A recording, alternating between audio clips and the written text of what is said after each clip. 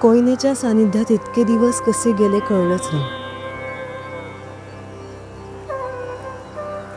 बघता बघता गाववाटाचा शेवटचा मुक्काम आला. या निळाशार पाण्यात जशी छोटी छोटी गावं पाय रोवून उभी आहेत ना, तशीच काही भक्तिस्थळं तुम्हाला इथे बघायला मिळतील. श्री नारायण महाराज मठ, शेमडी. हा मठ गावातल्या श्रद्धेचं केंद्रबिंदू आहे.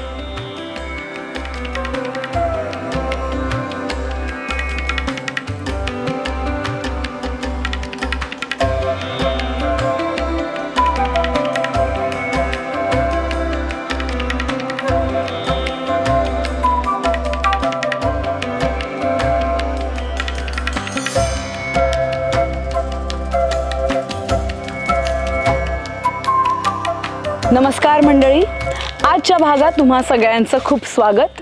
गाव वाटामध्ये आपण आज अशा गावाच्या वाटेवर आलोय जे गाव अत्यंत आध्यात्मिक आहे. आणि हो, त्या गावाचं नाव आहे शेमडी. शेमडी गावातलं हे नारायण महाराजांचा इथे मठ आहे. आणि नारायण महाराज हे दत्तगुरूंचे शिष्य होते. ते आत्ता काही महिन्यांपूर्वीच त्यांनी देहत्याग केला, पण त्यांचं मठ खूप सुंदर आहे असं ऐकलंय. आणि हो, त्या मठाच्या जवळ, या शेमडी गावाच्या जवळ अजून एक छोटं गाव आहे ज्याचं नाव आहे खिरखंडी. त्या गावात पण आपण जाणार आहे. आणि तिथलं वैशिष्ट्य असं आहे की तिथे वीजच नाही आहे. आणि हो, तिथे फक्त 10 लोक राहतात. मला वाटतं तिथे कुटुंब राहतं. ते गाव त्या कुटुंबाचं आहे असं आपण म्हणूयात.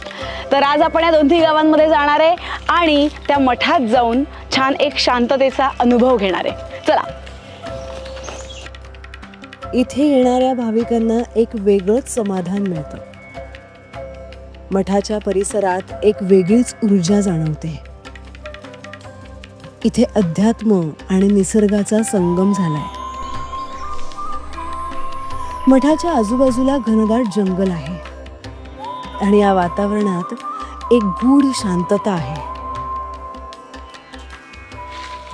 आता आपण जिथे आलोय ही जागा, ही काय जागा आहे? म्हणजे हे पर्णकुटी म्हणून, हे आमचे अण्णा महाराज जे होते ते इथं विश्रांतीसाठी येऊन बसायचे. बर.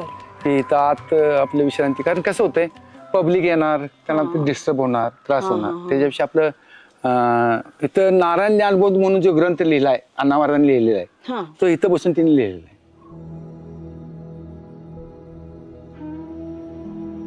मी पूर्वी इथं सातारला अजिंक्य तारा सहकारी साखर कारखाना म्हणून आहे, तिथे सर्व्हिस लावतो. दारू पित होतो जास्ती. दारू पेत असताना मला बऱ्याच लोकांनी सांगितले की तुम्ही नारायणपूरला जावा, जे तुमची दारू बंद होईल. मग 1994ला मी 31 डिसेंबर 1994 नारायणपूरला गेलो. नारायणपूर कुठं आहे माहित नाही, काही नाही, असंच गेलो. आपलं आरती वगैरे केली. आरती करत असताना थोडंसं अंगातनं अशा मुंग्या गेल्यासारख्या झाल्या. आणि मग त्याच्यानंतर आल्यानंतर परत ज्यावेळी मी तिथं उतरलोच, म्हणजे घरी जायच्या वेळेला, त्यावेळी वाटलं नारायणपूर वाईट आहे, दारूच चांगली आहे असं वाटायला लागलं. पण ज्यावेळी मी घराकडे तोंड केलं, त्यानंतर परत कधी दारूची आठवण झाली नाही. आणि दारूची आठवण झाली नाही त्यावेळेपासून नारायणपूर चालू झालं, ते कायमचं चालू झालं. आणि त्यानंतर मग दीक्षा मिळाली मला. आता इथं हे पर्णकुटी, तिथं अखंड गुरुचरित्र पारायण चालू असते. गणपती बाप्पा, खाली नंदी, खाली शिवलिंग.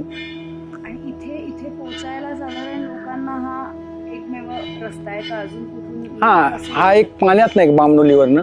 आणि इथनं बाहेर गेल्यानंतर हा एक रस्ता असा शेमडीवरनं बामणोलीमध्ये पोहोचतो.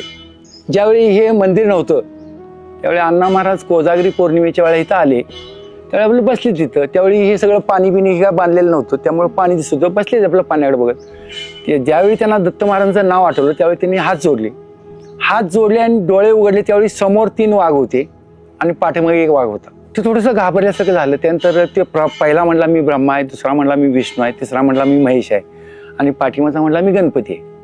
मग ते म्हणले आमचं इथं मंदिर बांधा. ती जागा आमच्या ताब्यात नव्हती त्यावेळी. आता तिने मंदिर बांधा म्हणले. गणपती म्हणले की ह्यांच्यावर माझं मंदिर बांधा, म्हणून खाली शिवलिंग आहे, वर गणपती आहे. आता ते रात्रभर त्यांना झोप लागली नाही. परत सकाळी उठले त्यावेळी त्या जागेचा मालक त्या जागेचे 7-12 तेन घेऊन आला. म्हटला महाराज ही जागा आम्ही तुम्हाला दान देतोय. आणि त्यानंतर मंदिराचं काम चालू झालं.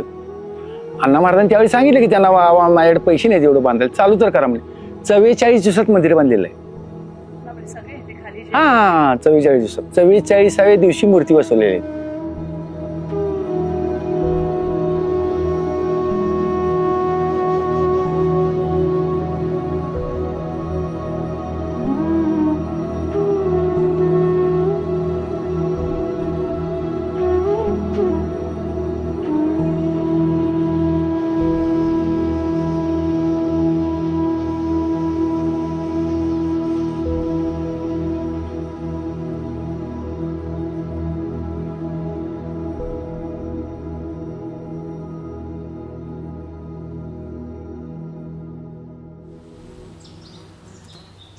देवदर्शनानंतर मठाच्या बाहेरच काही स्थानिक गावकऱ्यांनी आपले छोटे छोटे स्टॉल टाकलेत.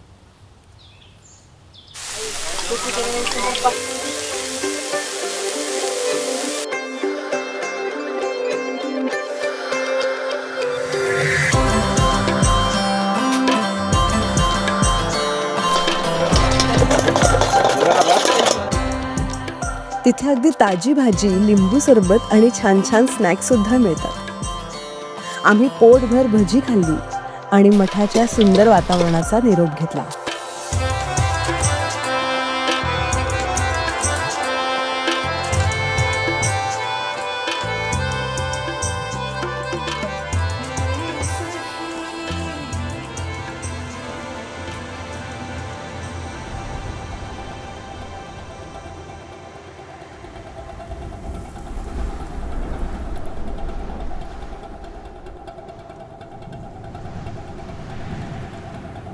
मठाच्या विरुद्ध दिशेला असलेल्या डोंगराच्या साईडने आम्ही प्रवास करायला सुरुवात केली आणि आम्ही गेलो खिरखंडीला.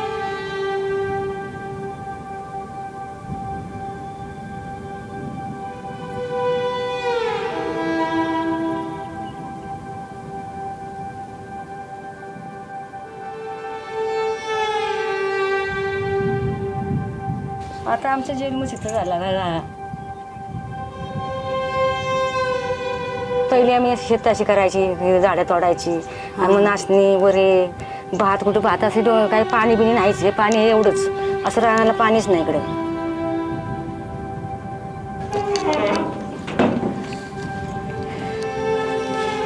असलं पाणी म्हणजे मग कशाला येते या, किती भरलंय ते. पोरग्यांची बंद पडले वाटते ती तिथं कोंबून नेऊन ठेवले.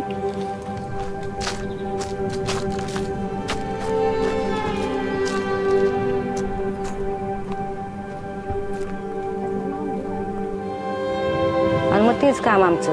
आणि डोक्यावर पाट्या घेऊन पाट्या, आम्हाला पैसा मिळायचा नाही, मग कुठं मिळ आहे ना.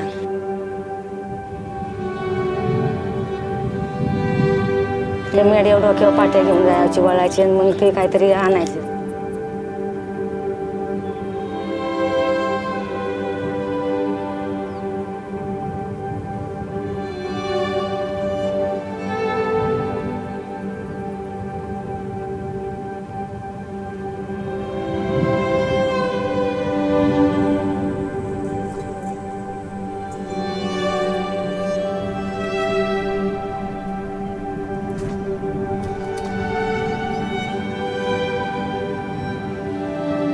वासोटा किल्ल्याच्या गूढ आणि रम्य परिसरात वसलेलं खिरखंडी गाव जसं काही निसर्गाच्या कुशीत वसलेलं छोटंसं स्वप्नच आहे.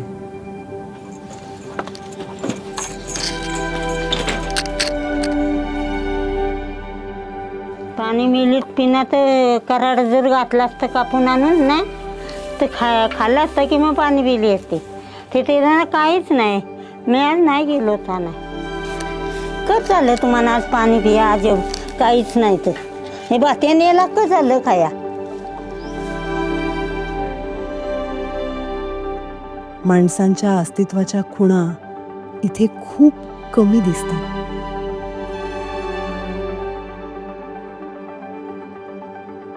आणि मग जे तुम्ही सगळं किराणा वगैरे आणता ते बोटीने जाऊन आणता? बोटीने. जून मध्ये मग सगळा किराणा बोटी आमच्या इथल्या पण नाही. या बाहेरच्या आता पोरं जातात ना त्याला नंबरला, ते आता येतात. तुम्हाला मुलगा पण आहे ना? 2 मुलं आहेत. काय करतात ते?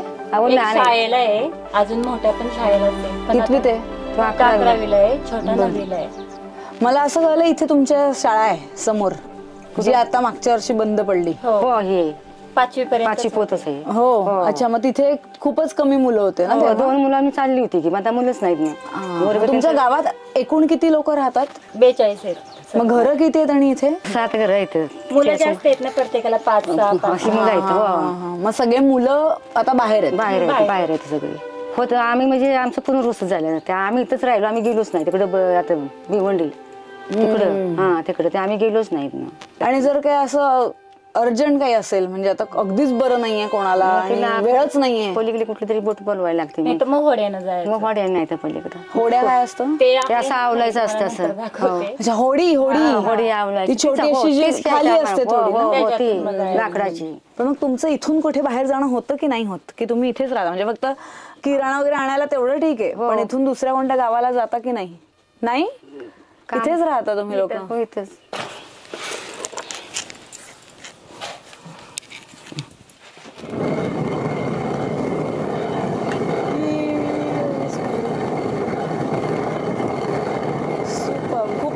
खूपच हलकं आहे. हो माझ्या हलकंच येतं. नाचणीला जसं जड येतं. हो, टाकू का? हा तुकडा तांदूळ सारखं होतं हे. हो ते लेले टाकतोय ना, नंतर नेमकं असं राहतं.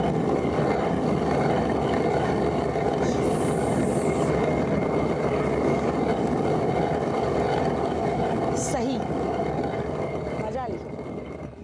वा,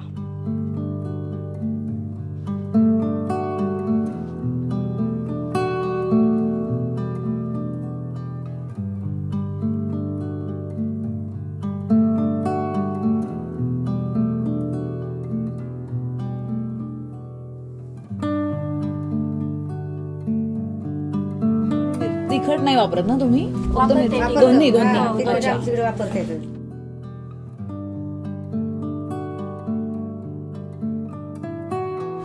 वरच्या टोपलीत कांदे आहेत का? पावसाळ्यातून पाऊस घ्यावा लागतं.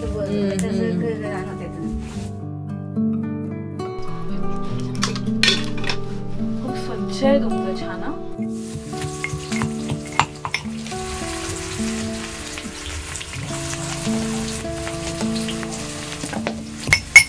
तुमच्या इथे कुठे कडीपत्त्याचं झाड वगैरे नाहीये? जंगलात आहे. नाही ना? आम्ही पहिले खायची होती.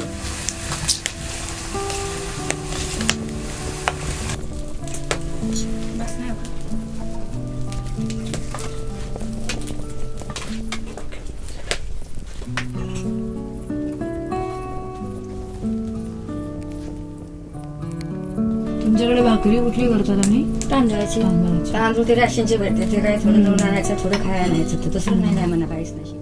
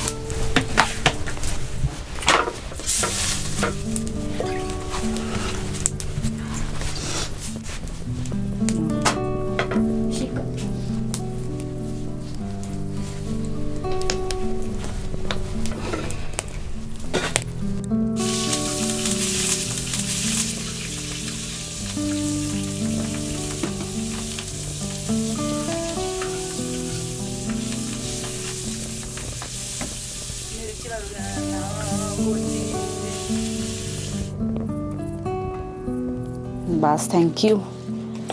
आणि एक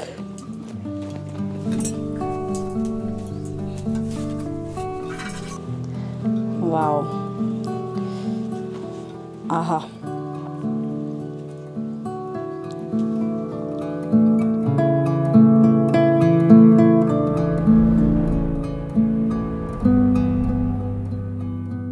सुषमा काकूंच्या हातचं पिठलं भाकरी. त्यांनी आम्ही आलो म्हणून असं घाईघाईत छान पिठलं भाकरी केलं आमच्यासाठी. त्यांच्या घाईतून त्यांनी वेळ काढून आमच्यासाठी पिठलं भाकरी केली. त्यासाठी खरंच खूप थँक्यू काकू. आणि या गावात येऊन आज ही पिठलं भाकरी खाऊन मी खूप तृप्त झाली आहे, मला असं वाटतंय. या माझ्या ताटात आत्ता गरम गरम पिठलं आहे, भाकरी आहे तांदळाची, कांदा आहे आणि काकूंनी गरम तव्यावरती मला मिरच्या भाजून दिल्या आहेत. Thank you so much. Thank you. Thank you thank you thank you. वा वा, अप्रतिम झालं आहे हे. ह्याची टेस्ट खूप छान आहे. तुमच्याही तोंडाला पाणी सुटलं असेल. आज तुम्ही पण घरी पिठलं भाकरी करा आणि खा.